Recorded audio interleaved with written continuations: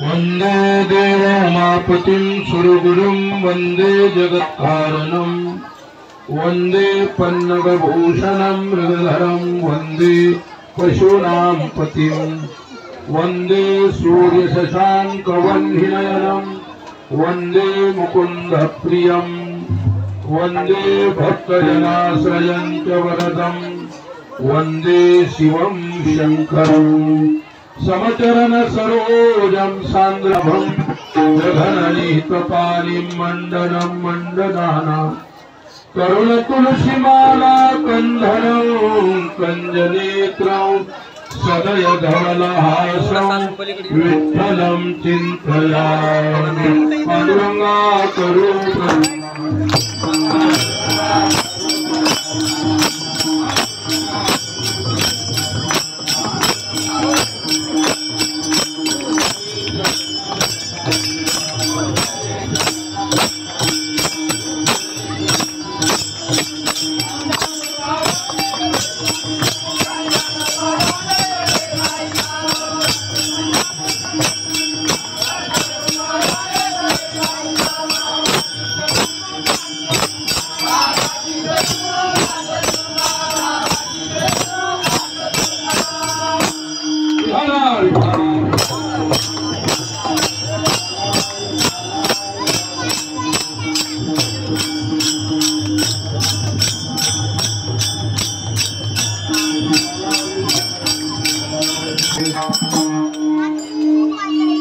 कळसवाहिला श्री सहस्रनामे पूजा करी आज भगवान शिवाचे अवतार खंडेराय यांच्या मंदिरावरती कलशारोहण सोहळा आणि त्या सोहळ्याच्या प्रीत्यर्थ भगवत सेवेसाठी निवडलेला अभंग जगद्गुरु संत श्रेष्ठ तुकोबारायांचा या अभंगातून कळसाचंही वर्णन केलेलं आहे आणि सोबतच कळसदानाची महिमा कलशारोहणाची महिमा सुद्धा सांगितलेली आहे आणि भगवत कृपेने पांडुरंगाच्या कृपेने आपल्या जीवनामध्ये भक्तीचा मळा या परमार्थाचा सोहळा कसा परिपक्व दशेला येतो त्याचंही सुरेख अशा प्रकारचं चिंतन जगद्गुरु संत श्रेष्ठ तुकाराम महाराजांनी आपल्याला दिलेलं आहे. तर अभंगाकडे जाण्यापूर्वी आपण थोडीशी प्रस्तावना पाहू. विठ्ठला विठ्ठला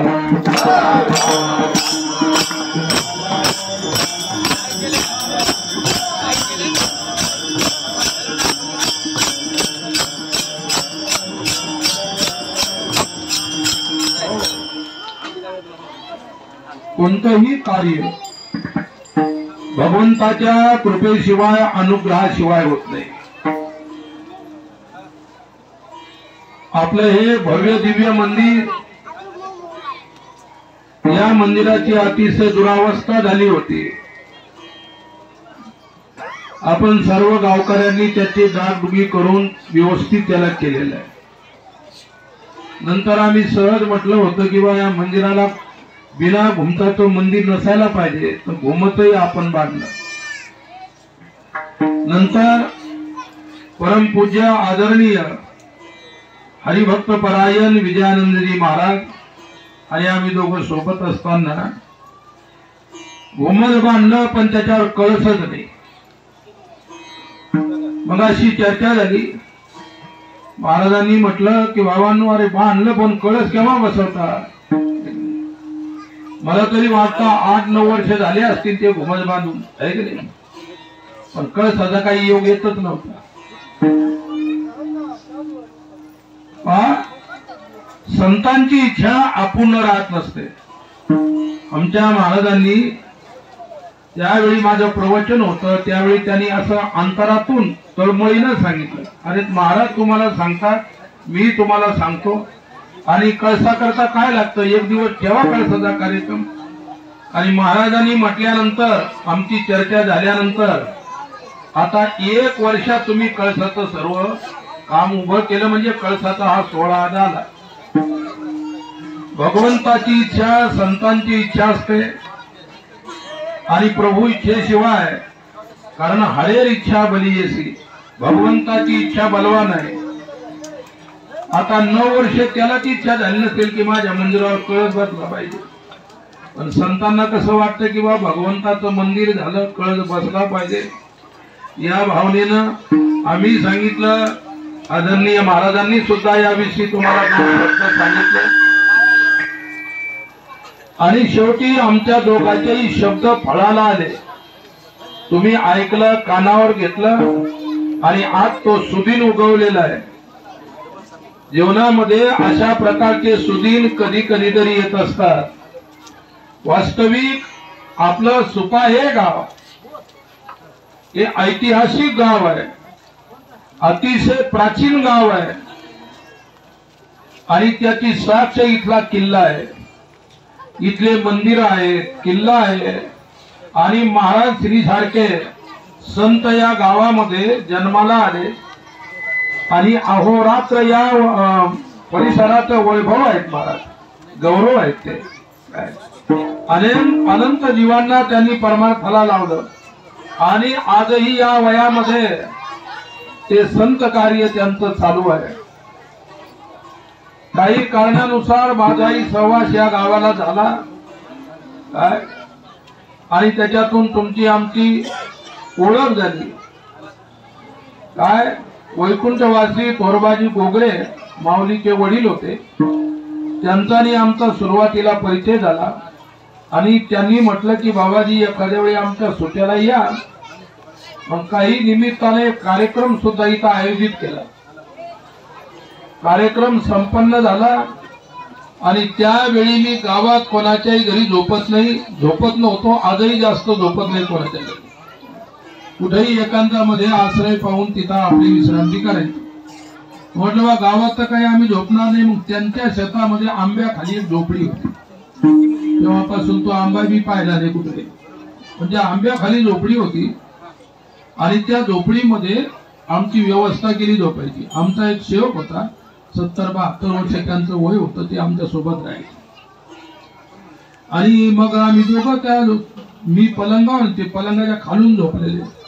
रात्रभर माझ्या मांडी एवढा सर्प, आणि 7 ते 9-10 फूट लंबा, रात्रभर खोपडीमध्ये खोड खोड खोड खोड खोड. आणि आमच्याजवळ बॅटरी नाही, दिवा नाही. असा जसा पाऊस पडला त्या दिवशी, त्या रात्री भयंकर पाऊस पडला, बाहेर निघता येत नव्हतं. जाणार कुठं रात्री? म्हटलं ते बाबा म्हणू लागले काहीतरी खडखड करतं. म्हणलं असेल उंदीर. मी पाहिलं प्रत्यक्ष सर, पाहिलं मी प्रत्यक्ष पाहिला. त्यावेळी काही मोबाईल वगैरे काही नव्हते, पण मला जाणीव झाली सर्प आहे म्हणून. कारण ज्यावेळी तो लटकला थोडासा अर्धा फूट 1 फूट खाली, तर माझी नजर आणि त्याची नजर त्याच्या डोळ्यात चमकली. मोठा सर्प होता. म्हणलं सर्प आहे, पण जाऊ द्या म्हटलं, जे होईल ते होईल. काय जे होईल ते होईल, पाहून घेऊ. काय झालं काहीच नाही. सकाळी मी फिरायला गेलो 4 वाजता, फिरून आलो 5:30 वाजता.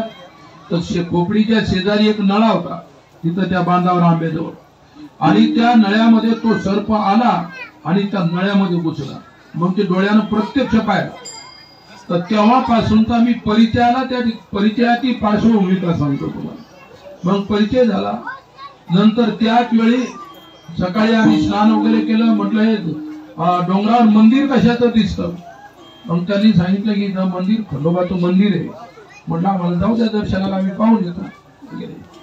आणि त्यावेळी काय इतकी पडझड वगैरे, त्याच्यानंतर तुम्ही त्याची व्यवस्था केली, व्यवस्थित स्लॅब वगैरे केला.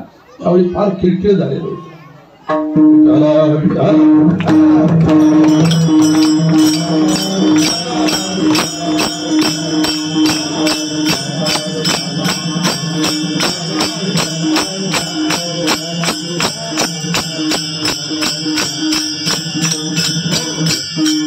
मंदिर मी आलो, हा बार चढून आलो. वरती आल्यानंतर त्यावेळी समोरचं गेट सुद्धा काहीतरी अंशामध्ये होतं, सर्व पडलेलं नव्हतं. इतकं सुंदर होतं. ही आपल्या प्राचीन लोकांची, आपल्या पूर्वजांची धरोहर आहे. हा ठेवा आहे आपल्या पूर्वजांचा.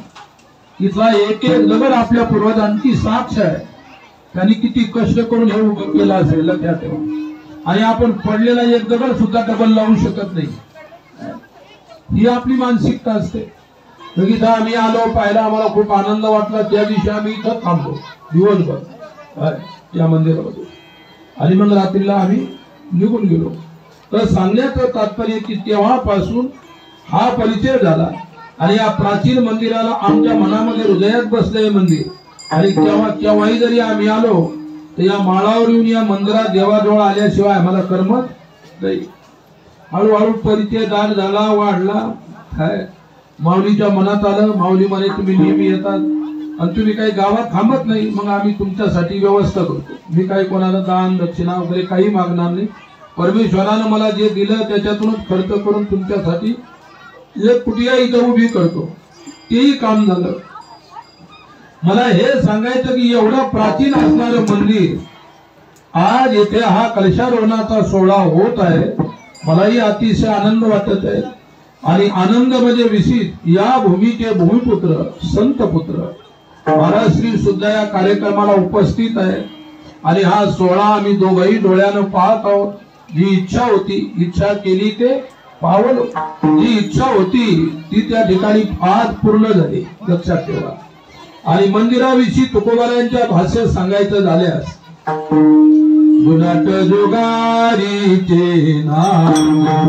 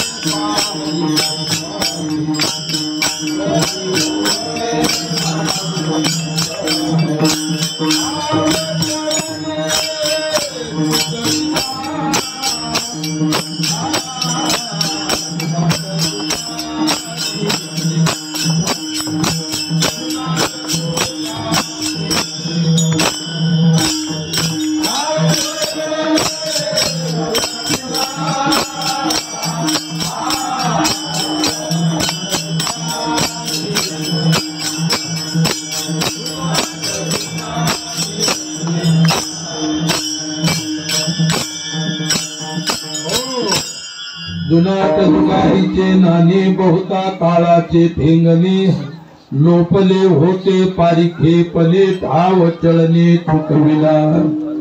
जुनाट जुगारीचं नाणं अतिशय प्राचीन असणारे वैभव आहे. आणि या वैभवाला तुम्ही तुमच्या परिस्थितीनं टिकून ठेवलं म्हणून सर्वप्रथम गावकऱ्यांनाही धन्यवाद देतो। एवढी भव्य दिव्य वास्तू मला तरी म्हणायचं की आपल्या जवळ परिसरात कुठेच नसेल। आज जर आपल्याला अडचण आली तर आपण त्याच्यामध्ये कीर्तन केलं असतं। मग आपल्या पूर्वजांनी एवढी आपल्याला सुविधा करून ठेवली पण त्याची किंमत केली पाहिजे। चला आज हा कलशारोहण सोहळा आहे। आपल्या धर्मामध्ये आपल्या संस्कृतीमध्ये आपल्या शास्त्रामध्ये कलश कोणत्याही मंदिरावर बसतो तर त्या मंदिराच्या पूर्णतेची साक्ष कळस असतो काय। आणि ज्यावेळी कर्मकांडामध्ये कलश पूजन असतं त्याच्यामध्ये कलशामध्ये सर्व देवतांचा वास असतो। म्हणून पंढरीला गेले नाही विठोबाचं दर्शन झालं तर कळसाचं दर्शन झालं तरी पांडुरंगाचं काय होतं कारण कळशामध्ये पांडुरंग सुद्धा आहे।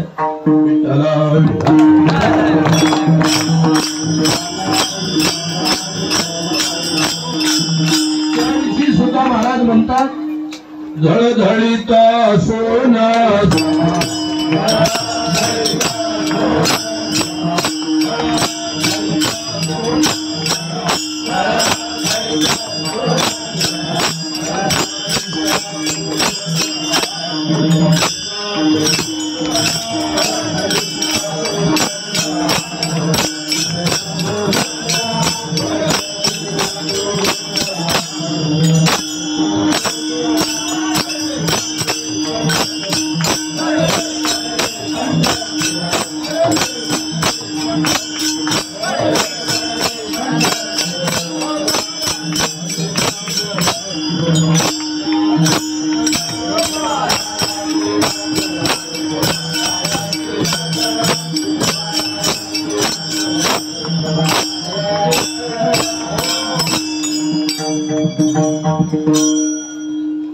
झळझळीत सोन सळा कळस दिसतो सोज्वळा बरवे बरवे पंढरपूर विठोबा रायाचे नगर। पंढरीच्या कलशाचं वर्णन केलेलं आहे कसं आहे झळझळीत सोन सळा कळस दिसतो सोज्वळा उज्ज्वल अशा प्रकारचा असणारा कळस चकचकीत असणारा कळस। आता देवाच्या कळशावर तिथं सोन्याचं पाणी लावलेलं आहे आणि तिथं सोन्याचाही कळस बसवू शकतो लक्षात ठेवा। इथं जर बसवला तर तुम्ही ठेवणार नाही बसवल्याला घेऊन नसाल म्हणून इथं काय आपण ती बसवणार नाही।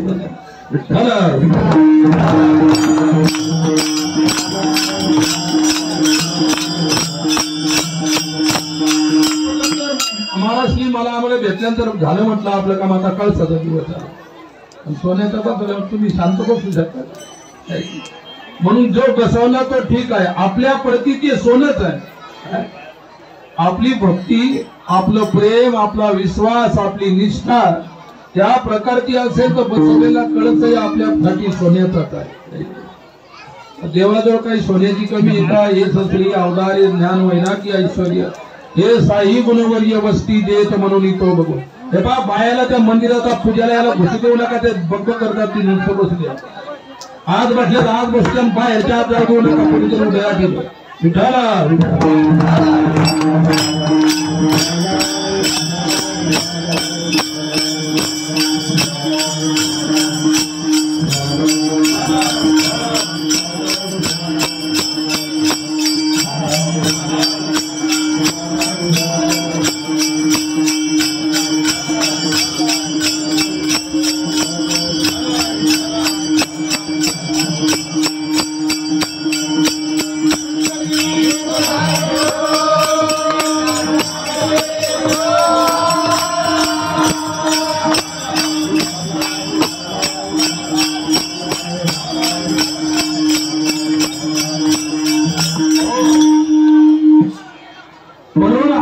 कलशारोहण सोहळा जो आपण साजरा करत आहात त्याच्या पाठीमागे भगवान शिवाची खंडेरायाची कृपा आहे।